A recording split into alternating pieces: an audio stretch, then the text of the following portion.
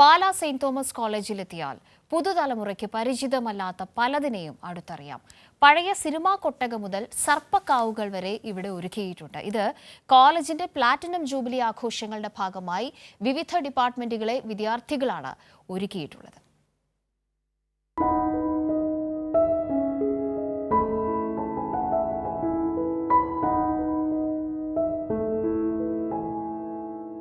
Multiplex തിയേറ്ററുകളുടെ ഈ കാലത്ത് ഒരു പഴയകാല സിനിമാ കൊട്ടക പുതുതലമുറയുടെ ഓർമ്മയിൽ പോലും ഉണ്ടാവില്ല. പേര് മുതൽ ടിക്കറ്റ് കൗണ്ടറും ടീ ഷോപ്പും എല്ലാമുള്ള ഒരു പഴയ സിനിമാ കൊട്ടക പാലാ സെന്റ് തോമസ് കോളേജിലെത്തിയാൽ കാണാം. ഒരു പഴയകാല ടാക്കീസ് എങ്ങനെ പ്രവർത്തിച്ചിരുന്നു എന്നത് ഒന്ന് അവതരിപ്പിക്കാനാണ് നമ്മൾ ഈ ടാക്കീസിലൂടെ ശ്രമിച്ചിരിക്കുന്നത്. ഇതിൻ്റെ പേര് ശക്തി ടാക്കീസ് എന്നാണ്. ഓലമെടഞ്ഞ പ്രവേശന കവാടം മുതൽ ഇവിടെ ഒരു തിയേറ്റർ ആഫീസ് ഉണ്ട്, പിന്നെ അവിടെ ഒരു മിഠായി പീടികയുണ്ട്, അതിനുശേഷം പുറകിൽ ഒരു തട്ടുകടയുണ്ട്, ഒരു ചായക്കടയുണ്ട്.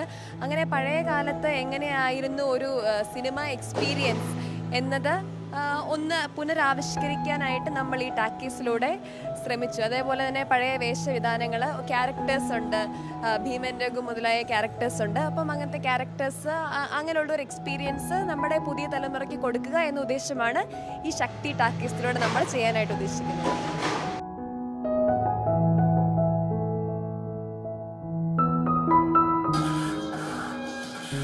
കണ്ടത് ഗംഭീരം, കാണാനിരിക്കുന്നത് അതിഗംഭീരം.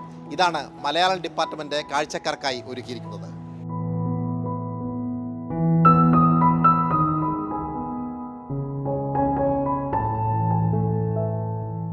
പലമ എന്ന പേരിലാണ് മലയാള വിഭാഗം ഈ പ്ലാറ്റിനം ജൂബിലിയോടനുബന്ധിച്ചുള്ള ഈ സ്റ്റോൾ തയ്യാറാക്കിയിരിക്കുന്നത്. വൈവിധ്യങ്ങളുടെ കലവറ എന്നുള്ളതാണ് പലമ എന്ന ഒരു വാക്കിൻ്റെ അർത്ഥം. ആദ്യമേ നമ്മൾ തയ്യാറാക്കുന്നത് പ്രാചീന ഗോത്ര സംസ്കൃതിയുടെ അടയാളങ്ങൾ പെറുന്ന ഒരു കാവാണ്. മനുഷ്യനും പ്രകൃതിയും സഹവസിച്ച് കഴിഞ്ഞിരുന്ന ഒരു കാലഘട്ടത്തിൻ്റെ പ്രതിനിധാനങ്ങളെയാണ് ഞങ്ങളവിടെ രേഖപ്പെടുത്തിയിരിക്കുന്നത്. സർപ്പ പൂജയുമായി ബന്ധപ്പെട്ട ഒരു സർപ്പക്കാവ്, അതോടൊപ്പം തന്നെ പ്രാചീന ഗുഹാജീവിതത്തെ രേഖപ്പെടുത്തുന്ന എടക്കൽ കേവിൻ്റെ ഒരു മിനിയേച്ചർ മാതൃക. ആ മിനിയേച്ചർ മാതൃകയിൽ ഞങ്ങൾ ശബ്ദലിപികൾ എങ്ങനെ വികസിച്ചു വന്നു, ചിത്രലിപികളിലൂടെ ഭാഷയുടെ ഒരു വികാസം എങ്ങനെയാണ് എന്നുള്ളതിനെയും അവിടെ സൂചിപ്പിച്ചിട്ടുണ്ട്. കളരിയുമായി ബന്ധപ്പെട്ട ഒരു പാരമ്പര്യത്തെ തൊട്ടടുത്ത് തന്നെ രേഖപ്പെടുത്തുന്നു. അതോടൊപ്പം തന്നെ മറയൂരിലുള്ള വെള്ളാളർ വിഭാഗം കേരളത്തിന് നൽകിയിട്ടുള്ള സംഭാവന, പ്രത്യേകിച്ച് പൂഞ്ഞാർ രാജവംശവുമായി ചേർന്ന് നടത്തിയിട്ടുള്ള അവരുടെ സംഭാവനകൾ, ആരാധനാ രീതികൾ, അതൊക്കെ രേഖപ്പെടുത്തുന്ന ഒരുപാട് മോണമെൻറ്റ്സ് നമ്മളിവിടെ ശേഖരിച്ചിട്ടുണ്ട്, പുരാവസ്തുക്കൾ നമ്മൾ ശേഖരിച്ചിട്ടുണ്ട്. അതോടൊപ്പം തന്നെ തൊട്ടടുത്ത് തന്നെ കേരളത്തിൻ്റെ സംഗീതവുമായി ബന്ധപ്പെട്ട് പഞ്ചവാദ്യങ്ങളെ ഞങ്ങൾ അവതരിപ്പിച്ചിരിക്കുന്നു. തുടർന്ന് കളംപാട്ടാണ്. സരസ്വതിയുടെയും ഭദ്രകാളിയുടെയും 2 കളങ്ങളാണ് ഞങ്ങൾ തയ്യാറാക്കിയിരിക്കുന്നത്.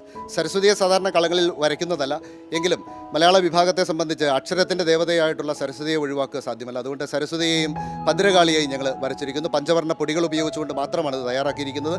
കൃത്രിമ ഛായങ്ങളൊന്നും ഞങ്ങളിവിടെ ഉപയോഗിച്ചിട്ടില്ല. തുടർന്ന് ഞങ്ങൾ അവതരിപ്പിക്കുന്ന ഒരു MD നഗറാണ്.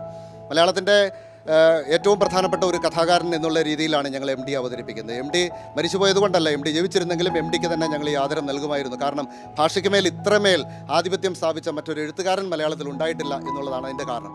തുടർന്ന് ഞങ്ങൾ വിവിധ മിനിയേച്ചർ ഫോമുകളാണ്, മാർഗംകളിയുടേത്, നാലുകെട്ടിൻ്റേത്, എടക്കൽ കേവിൻ്റേത്, ബേക്കൽ കോട്ടയുടേത്, അങ്ങനെ മിനിയേച്ചർ രൂപങ്ങളിലൂടെ ഞങ്ങൾ കേരളത്തിൻ്റെ ഒരു സാംസ്കാരിക പാരമ്പര്യത്തെ ഞങ്ങൾ അവതരിപ്പിക്കുന്നു. അതോടൊപ്പം തന്നെ വിവിധ ദൃശ്യകലാരൂപങ്ങളുടെ മിനിയേച്ചർ മാതൃകകളും ഞങ്ങൾ അവതരിപ്പിക്കുന്നുണ്ട്.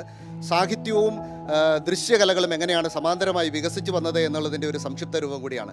തുടർന്ന് ദശപുഷ്പങ്ങൾ, ഔഷധ സസ്യങ്ങൾ, അതൊക്കെ ഞങ്ങൾ അവതരിപ്പിക്കുന്നുണ്ട്. തുടർന്ന് തെയ്യക്കോലത്തിൻ്റെ, ഇപ്പോൾ നിങ്ങൾ പിന്നിൽ കാണുന്ന ഈ തെയ്യക്കോലത്തിൻ്റെ ഒരു വലിയ ഒരു മാതൃക ഞങ്ങൾ തയ്യാറാക്കിയിരിക്കുന്നു. 18 അടി ഉയരവും 12 അടി വീതിയുമുള്ള ഈ തെയ്യക്കോലം ഞങ്ങളുടെ വിദ്യാർത്ഥികൾ തന്നെ തയ്യാറാക്കിയതാണ്.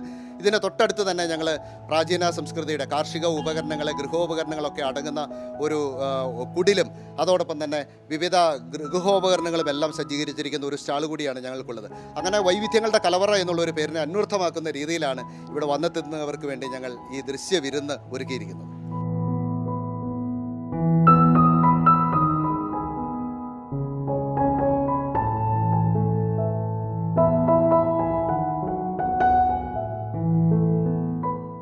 സാംജിത് ആർപ്പൂക്കരയ്ക്കൊപ്പം സനോജ് സുരേന്ദ്രൻ, കൈരളി ന്യൂസ്, കോട്ടയം.